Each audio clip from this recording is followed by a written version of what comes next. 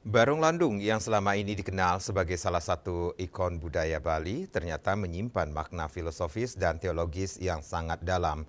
Barong Landung bukan sekadar wujud mitologi antara Kang Chingwi, Dewi Danu, dan Jaya Pangus, tetapi juga simbol keseimbangan antara unsur air dan gunung yang menjadi dasar kehidupan umat manusia. Guru Anom menjelaskan bahwa barong sendiri berasal dari kata barungan atau baruang yang berarti merong, dan merong bermakna ruang atau rongga. Karena rongganya tinggi, dalam bahasa Bali disebut landung. Maka barong landung dapat dimaknai sebagai ruang yang tinggi, simbol dari keseimbangan antara alam bawah atau air dan alam atas atau gunung. Dalam konteks mitologi, kisah Kang Chingwi, Dewi Danu, dan Jaya Pangus menjadi dasar terbentuknya barong landung. Namun di balik cerita tersebut, terdapat nilai-nilai sains dan teknologi yang mendalam. Berbicara tentang Kang Chingwi, kata kancing berarti kunci, dan wi berarti air. Jadi Kang Chingwi adalah kunci air, sedangkan Dewi Danu juga melambangkan sumber air. Artinya Dewi Danu dan Kang Chingwi adalah satu kesatuan sebagai simbol sumber kehidupan. Jaya Pangus dimaknai sebagai simbol manusia yang mampu mengelola dan menata sumber air dengan baik. Jika umat manusia bisa harmonis menata air, manusia akan jaya, manusia akan menang.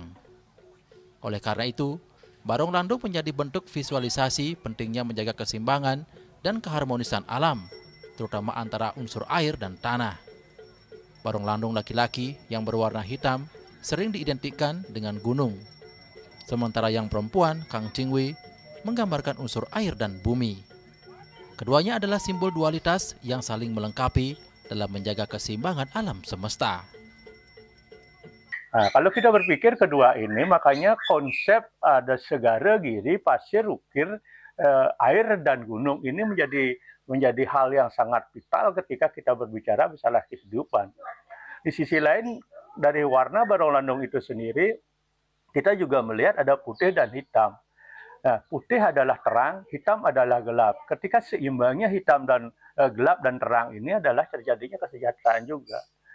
Sedangkan kita kalau mengacu kepada teologinya saudara kita di Tionghoa, ya ini sering kita disebut di sana adalah yang yin yang. Yin yang itu juga beliau akan berpikir tentang dewa bumi dan dewa langit.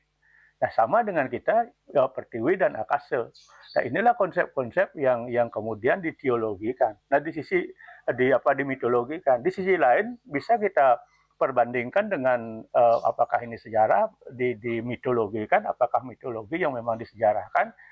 Ada di prasasti dalam tungkub. Nah, di prasasti dalam tungkub ini jelas disebutkan ada yaitu dalam batu petak, dalam batu ireng. Nah, dalam batu petak berada di Jimbaran, dalam batu ireng ada di penulisan. Nah, kalau kita berasumsi, kalau kita melihat demografi atau tempat di mana Jimbaran itu berada, ya jelas batu putih itu, ya bukit itu sendiri yang terbentuk dari batu karang. Sedangkan di daerah penulisan, ya batu hitam, batu lava itu. Nah, ini juga memvisualisasikan adanya konsep segara, ya putih itu ada di segara dengan batu karangnya, sedangkan hitam itu ada di gunung. Maka konsepnya pasir ukir ini sangat kental sekali dalam barong landung itu. Lebih lanjut, Guru Anom juga menuturkan bahwa keberadaan barong landung banyak ditemukan di daerah-daerah yang dialiri das atau daerah aliran sungai Ayung, karena secara konseptual berkaitan dengan wilayah Uluwatu dan Batur, utara dan selatan, gunung dan laut, yang menjadi simbol keseimbangan kosmis dalam ajaran Bali. Konsep danau dan gunung sebagai satu kesatuan hanya ditemukan di kawasan Kintamani dan Batur. Di sanalah muncul kisah tentang Jaya Pangus yang memadukan Dewi Danu dan Kang Chingwi sebagai simbol keharmonisan antara air dan gunung. Melalui pemahaman tersebut, barong landung bukan sekedar pertunjukan tradisi, tetapi menggandeng pesan mendalam tentang pentingnya menjaga keseimbangan alam dan sumber daya air.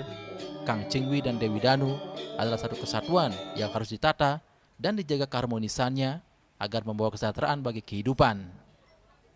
Hendra, Bali TV.